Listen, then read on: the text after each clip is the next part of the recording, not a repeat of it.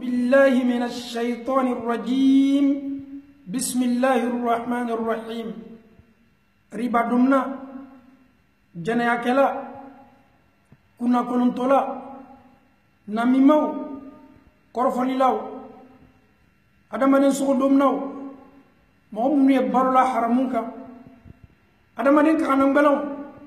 الله تعالى كتو أو حكي لا جيلا آيات لا قرآن كنو الله تعالى كودي نني إما ما هم كلمة كفاتا ما هم بنيمة ما هم تولت فكا الله تعالى كما كم الله تعالى كيما قرآن كنو أبني سوق في نيني هذا ما نسوق نيه أبني بونيا في نيني الله تعالى كقرآن كنو فلينظر الإنسان مما خلق الله تعالى كوكو عدم دين يحكي لا سجي كي إدانيا مفلي الله تعالى بلو الله تعالى كيدان فين مانا أكيدان كابومونا خلق من ماء دافق الله تعالى كيدان كابو جيللا جيمي نيبولا أبي نيون كابو أجيبو توني جيبو تو برو تكلني الله تعالى كوكو جيمي نابي بولا أي نيون ناكابو سلامو ninji rete fuye Allah Ta'ala yoro jibi mebo chani musola chani musawati al nikabla limo be se taala nay subhanallah Allah Ta'ala be kan ki kofi ranyene jini mebo fanyma yakhruju min bayni as-sulbi wat-tara'ib Allah Ta'ala ko jinne bola ke sorolela ani muso disi duguma yoro Allah Ta'ala bi tan cho fali ranyene akodi alam yakunu tufatan min maniyin yumna alako kaki danka bo jile la do fo jibi makum maniyu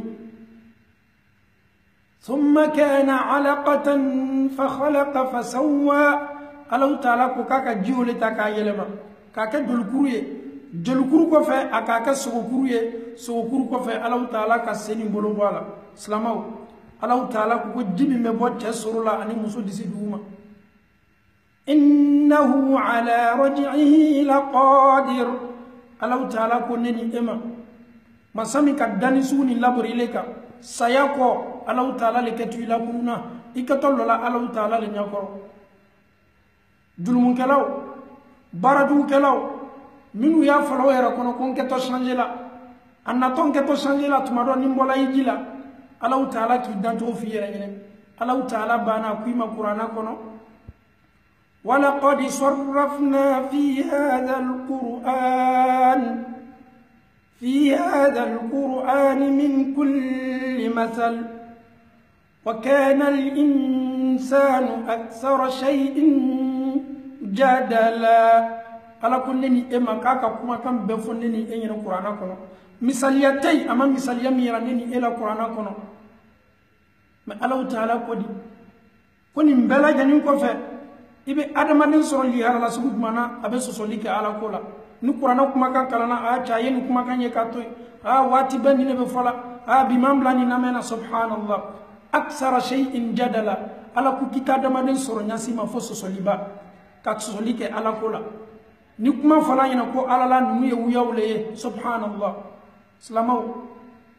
kuma kan duma me min ka sen ka teme damba masa ala taala kuma ka kamiye qur'ana yi mo munu banima Allah Ta'ala kodi innal insana li rabbih lakanud Qur'an kalanaw ayo Qur'an kala wajibili kalaw ayo wajibili ke me keto adama den do yelaw keto tolo yak kanam bele yaka o keto Allah Ta'ala ka dina sabotela o keto bana o eretina sunyana Allah Ta'ala kuma kana lakanudun udusukun janime lakanudun utafaka Allah Ta'ala kuma kame lakanudun ribadum mara tafaka ribadum dabla lakanudun adamadenya jeneya abe sunguru tiga mina wala ma kamre tiga mina wala ma abe furu kuna abe mana min kala lakanudun abdusukun janima tise ka dabla subhanallah Allah Ta'ala kodi wa innahu ala dhalika la shahid akala be ribadum mai akalo ma era seriyan me ribadum ma ayra fana kalon kamai anna folo ta kata bonsa bolo akalon ka fo ka bonsa ni ribae Allah Ta'ala ta fe ma be fana ka bonsa ka ribata kata mamlusa akalon ka fa mai me Allah Ta'ala ko ka seriyani me ayadul ko ma subhanallah abe jɛnɛya kɛla a yɛrɛ bɛ wuya la Alahu Taala la jɛnɛya da kunna ko Alahu Taala le k'i diya n ye a k'a lɔn k'a fɔ a ma ɲi lakanulun Alahu Taala ko k'a ka kana ka gɛlɛn a kunnakolon bɛ bɔla su ani tele kɛnɛma a k'a lɔn k'a fɔ k'a ma ɲi Alahu Taala ko de la shahidun a seriyali mɛ a ya jurumu baara la subhanallah adamadenw dusukun gɛlɛyara kaburulo mɔgɔw lɔnni bɛ ka su don olu bɛ duniya baaraw la wajibiliw bɛ kɛla o tolo bɛ don a la olu fana bɛ kan ko ya plan kɛ setana baaraw kɛ yɔrɔw la silamaw yalaw ne ni e dusukun bɛ se magayala ɲa jumɛn ma ala ko di wala qad sarrafna fi hadha alquran adamadenw ko n don kumana kuranna nin kɔnɔ ne don kumana kuma ka senima nin na n ka misaliya sugu bɛɛ yira aw la faronaya mɔgɔw halakila ɲa min ma lutiya mɔgɔw halakila ɲa min ma Alahu Taala ka nuhan ka mɔgɔw halaki ni sanji ye ɲa min ma Alahu Taala fana ka halaki labori adamadenw ka ɲa min ma k'o fɔ an ye silamaw ele fɛ ne ni Alahu Taala ye kuma jumɛn fɔ ne ni e ɲɛna nin kɔ a banna fana ka garanti ba ta ne ni e ye Alakira ya mantun ko a kɛtɔ anw tola yɛlɛ fo ni saya sela ma waati min kumakan jumɛn bɛ yen nin kumakan belebele kɔfɛ ne ni e ka kan ka siran Alahu Taala ɲɛ an ye limaniya lakurakɔrɔya ni Alahu Taala ye an y'an yɛrɛ di Alahu Taala ma an ye diina nin ta ni fanga ye i tɛna arijinɛ sɔrɔla k'i to tolon na i tɛna arijinɛ sɔrɔla k'i to selikɛla kɛɲala min ka di i yɛrɛ ye f'i ye seli k'a kɛ waati k'a kɛ Alahu Taala diyalen seli ye silamaw an y'an yɛrɛ di Alahu Taala ma bɔnɔ tɛ ko kelen pe mina dugukolo kɔ kan o le ye ka Alahu Taala ta o kosɔn n'an k'an balimaw ye